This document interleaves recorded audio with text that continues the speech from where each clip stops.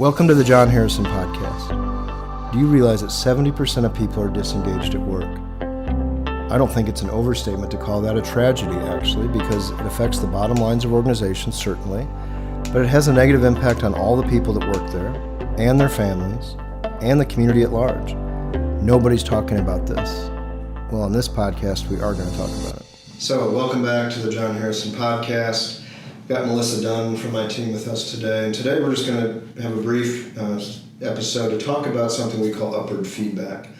And basically it comes down to this. When I was at Caterpillar or anywhere I worked, I never really understood why I got a performance review, but I could never give feedback on my supervisor. And actually, I mean good or bad. I had some fantastic supervisors that I would have loved to have given feedback so that maybe his or her boss could have seen that. So in a nutshell, we believe that for a VIP way culture, it's a piece of data that needs to happen. So generally how that works is people go through our training, and then the survey itself is tied right back to the training. So we have 9 expectations. Each of those expectations has some bulleted kind of I statements that says, are you actually living this out? So generally 60, 90 days after people have been through the training, we send out the survey to all of their direct reports. And now those direct reports, in a nutshell, say, are they living out the VIP way? And it sounds simple. It is simple. It's just very inexpensive actually to do it as well.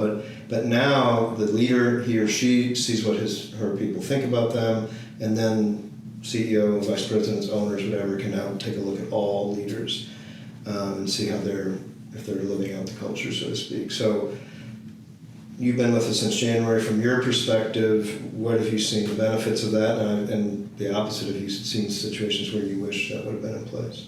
Yeah, so I've seen some leaders actually go, wow, I had no idea. I didn't have perspective on that, right? Mm-hmm. I think a lot of times we're so busy and trying to get the action item list done and just knocking things off the to-do list, we don't really think about the impact that we're having on the people that we're leading day to day.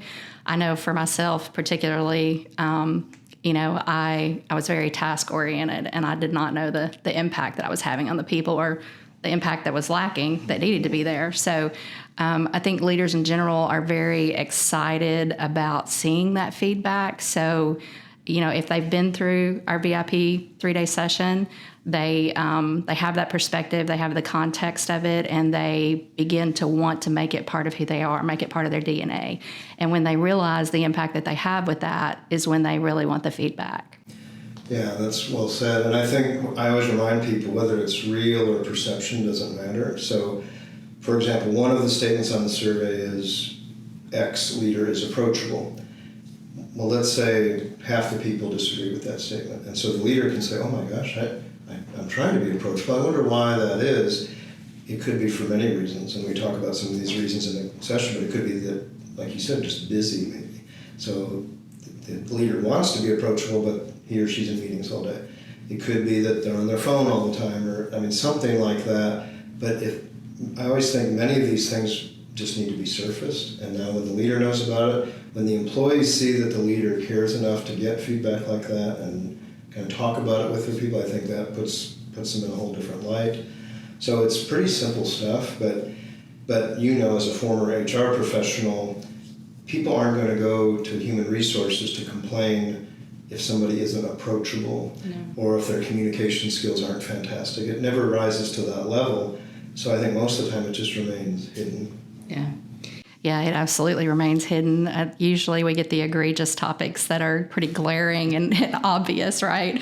But we just tend as humans, I think, to accept other humans for the way that they are too. And instead of trying to lead or manage upward and giving that feedback openly and transparently between each other as humans, whether it's leader and employee or peer-to-peer, whichever the case may be, we accept people, well, that's just kind of the way John is. Yes. And you're like, nah, I can work around that, or I can deal with it, or I'm willing to accept that level of stress in my life is really what you're saying. Exactly. And so to give this feedback in these terms anonymously, I think is a huge advantage, but it also opens that door for that conversation. Hopefully, if that leader's receptive to that feedback that they're getting, they're going to go back to their team and have a discussion about, I see these as points of interest, or these are points of improvement for myself. What can we do to improve? What are some of the things you'd like to see me do different?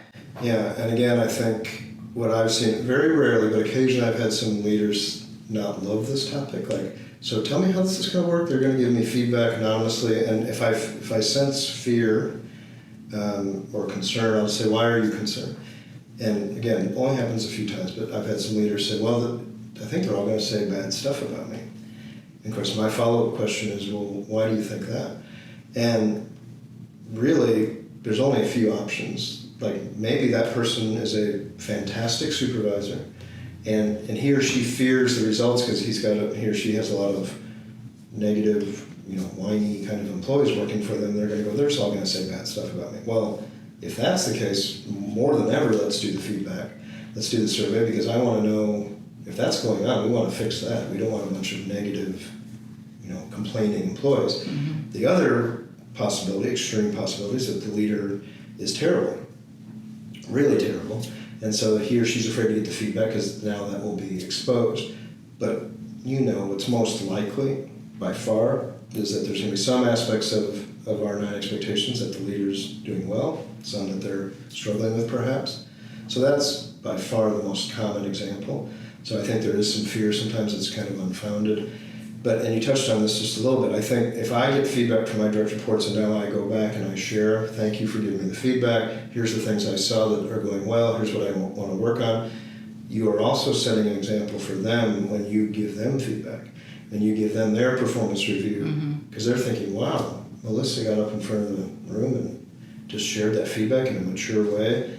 Maybe I need to think about when I get feedback from Melissa as her direct report, how do I respond to that? So that's the other advantage I've seen.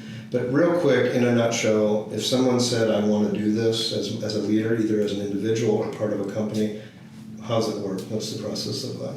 Yeah, so it's really pretty simple, actually. We just need, of course, the leader's name, and then the folks that directly report to them, their name and email addresses, and we can set it up. We facilitate it all from our end. It's emails that come from us to the participants of the upward feedback or the peer-to-peer survey, and we give them the instructions on how to do it, the link on where to complete it, and then once they complete it, the results all come back to us anonymously.